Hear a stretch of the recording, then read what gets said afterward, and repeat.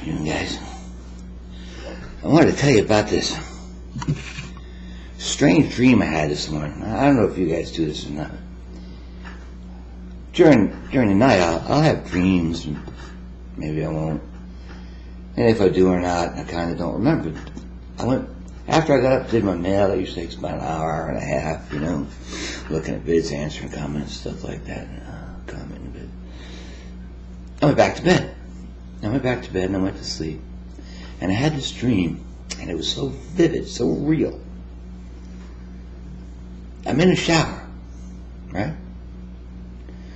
And somebody comes in the room. They got these 2 chilled martini glasses and a snifter, a flask, like you would keep in your pocket, of what I presume to have been vodka or gin or whatever.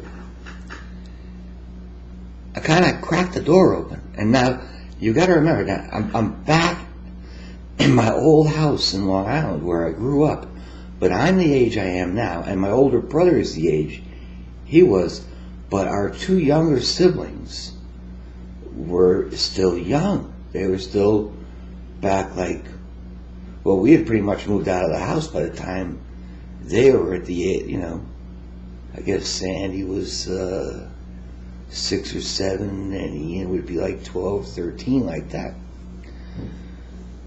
So anyway, this guy comes in the bathroom. I crack the door, but I go, "What the hell are you doing here?"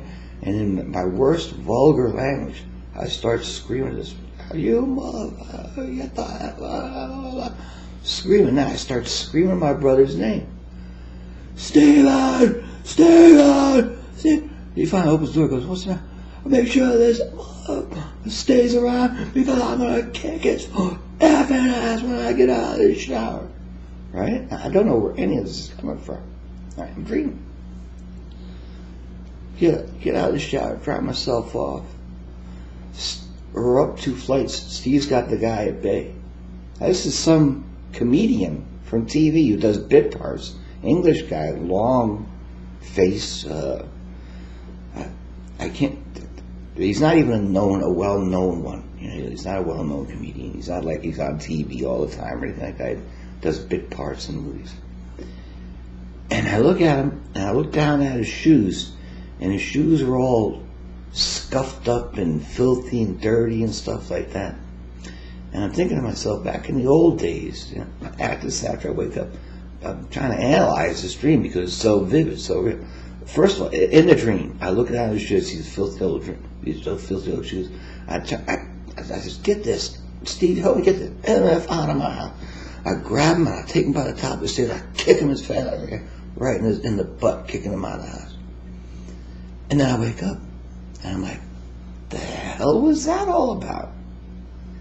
What is going on?" Now I know I just got sober recently, so that might have something to do with it. I'm not sure. But maybe you guys can figure it out.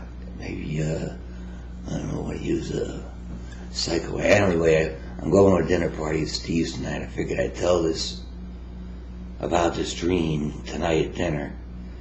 And there's going to be a couple of Steve's that got a PhD in industrial psychology, so I'm sure he's going to have great insights into it, along with all of our family dealings and all that stuff. But I'm wondering what the other folks are going to say, what they're thinking too. And I think it's an unusual dream, and to be so real and so vivid, and to actually have a character in it that I've seen, in movies or on TV. And then take this old theory that I had with a partner of mine, Rick, when we were young. We had a business, and I always told him, before we deal with a client, look at his shoes, and you can pretty well tell a man by his shoes. If they're scuffed at the heel, if they're unpolished, and he's boasting to be, of money and everything like that, and can cover his bill and all that stuff, you're probably not dealing with a truthful man. So that was in my head too. It's weird. I'll thank you all for your participation, and I'll see you back on the tube. Hey, how you like Peter from Family Guy on the desktop on my laptop? Pretty cool. to see you later. Bye.